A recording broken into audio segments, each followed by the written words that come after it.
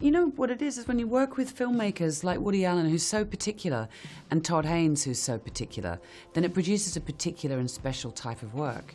And Carol's a screenplay that's been around for a long time, but it wasn't really until Todd Haynes came on board that it became a film. But I can't really see anybody else playing the role other than you, which is always the sort of the best compliment you can give. Well, thank you very much. I will take that. But it's about a love story between two women, so it's also the fact that you're working opposite Rooney Mara, you get given so much, so it's about the air between the two of you, I think. And you are rooting for them at the end, which I think is a really nice, you sort of, the nice thing is you forget about gender and you're just rooting for two people, which I think is another really nice thing about the movie, which I wasn't expecting. Yeah, so well, look, I think if the film had been made when the screenplay was first written, I think the gender would have perhaps been more politicised simply by the conversation that was surrounding the audience viewing it. But this is Highsmith's novel was, even though it was written so many years ago, it was the first piece of so-called lesbian fiction where it ended well, that one of the, protagonists didn't kill themselves or was redeemed by the love of a good man. And I think it's so refreshing, even in 2015, for an audience to view a story like that. It is. And last night you said... Sorry, that was a bit of a spoiler alert, wasn't it? Well, I spoiled it as much, so, We can cut that out. Well, it's fine, and it's a celebration, so it's always a good thing. You said last night on the red carpet that, people fall in love wearing a G-string or a girdle. Oh, did I? Oh, God. Sorry. But no, it was a nice thing. There's a lot of blah. I was blah, say, blah, blah. Not a lot of wine. No, well, no, not yet. No, not at that point in the evening.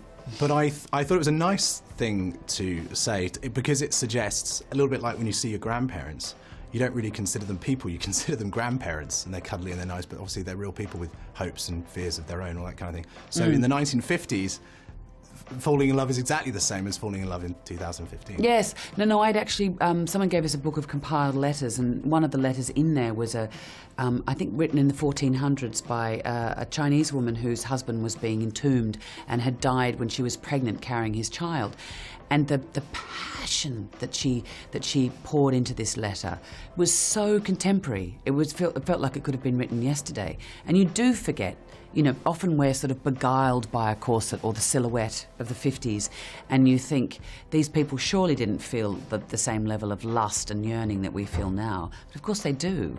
And that's what makes Carol timeless, is the 50s is a really important part of the visual world, but you forget about it, I think. And ultimately it becomes that's why Romeo and Juliet keeps being performed, because the love between them is a timeless, it's a timeless thing. Todd definitely has a love for the era, and he's recreated it beautifully again. And you have some amazing outfits as well. On a sort of away from the seriousness of the drama, there must be part of you that thinks, well, I'll just pinch that coat, nobody will know it's gone. Yeah, I know. I always think, particularly when you work with a costume designer like Sandy Powell, you fall in love with the costumes.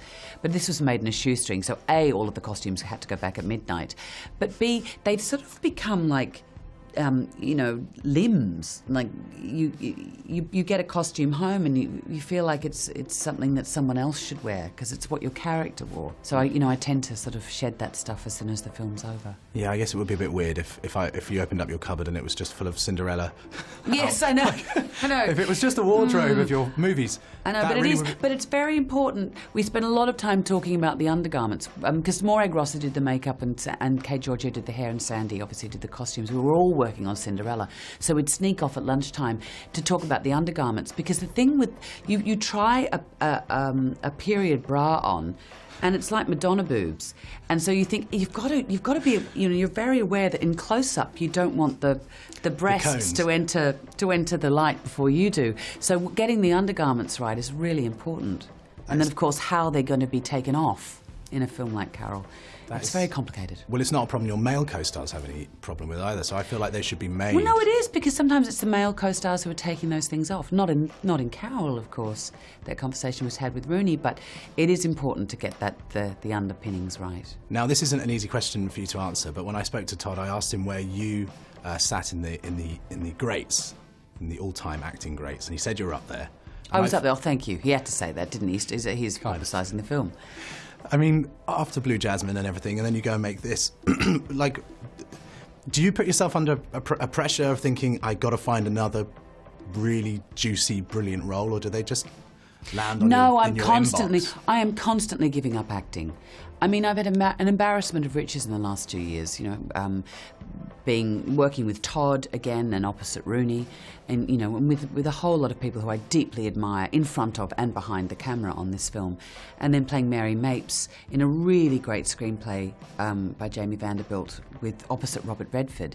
You think, okay, it's time to give up. And I'm constantly giving it up. And then you get seduced back by working with great filmmakers and alongside great actors. So, you know, and I'm very fortunate too. You know, I have 4 children who couldn't give a rat's patoolie about what I do for a living.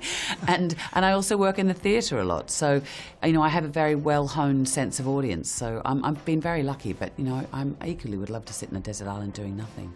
And I'm also privileged and lucky that I can afford to do so. Okay, well, see you on the desert island. Yes.